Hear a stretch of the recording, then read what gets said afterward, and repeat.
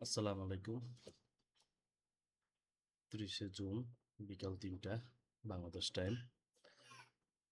Market overview share করতেছি। এখানে বেশ কয়েকটা লিকুইডিটি আছে নিচে, যেগুলো daily liquidity, higher time frame, এবং খুব সম্ভাবনা বেশি এগুলোর নিচে প্রচুর পরিমাণ লিকুইডিটি আছে। তো মার্কেট এত দূর আসছে, এই লিকুইডিটিটা গ্র্যাব না করে যাবে মনে হয় না। লোয়ার টাইম ফ্রেমেও দেখতেছি ডাউন ট্রেন্ডে আছে, লো ব্রেক করছে, রিট্রেস করছে। এখানে ট্রেন্ড লাইন লিকুইডিটি ক্রিয়েট করছিল, গ্র্যাব করছে, গ্র্যাব করে রিট্রেস করছে।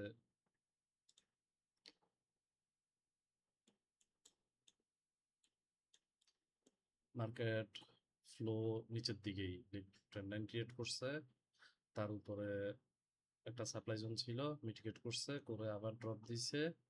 ট্রেন্ড লাইন যেটা ক্রিয়েট করছিল সেটাকে আবার গ্র্যাব করছে, গ্র্যাব করার পর রিট্রেস করছে, গতকালকের নিউ ইয়র্ক সেশনের সাপ্লাইটাকে মিটিগেট করছে, মিটিগেট করে ড্রপ দিছে। এখন প্রশ্ন হচ্ছে, লিকুইডিটি কোথায়? লিকুইডিটি ধরা যায় এটা একটা liquidity, trend line liquidity.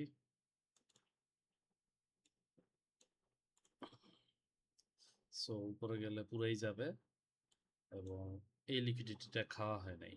So ফিউচারে যদি উপরে যায় তাহলে যেখান থেকেই উপরে যাক, সে এই লিকুইডিটিটা খাইতে যাবে। এখন প্রশ্ন হচ্ছে, লিকুইডিটি দূরত্ব হিসেবে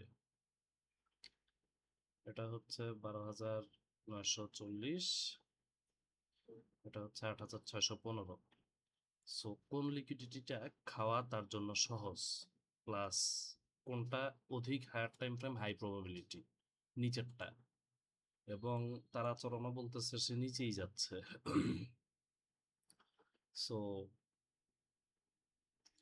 এখানে মিটিগেট করে সে অলরেডি খুব মোমেন্টাম শো করে ফেলছে যে নিচের দিকে যাচ্ছে। এখন কোনো কিছুই গ্যারান্টিড না, but at this moment I am hoping for down trend up to this point.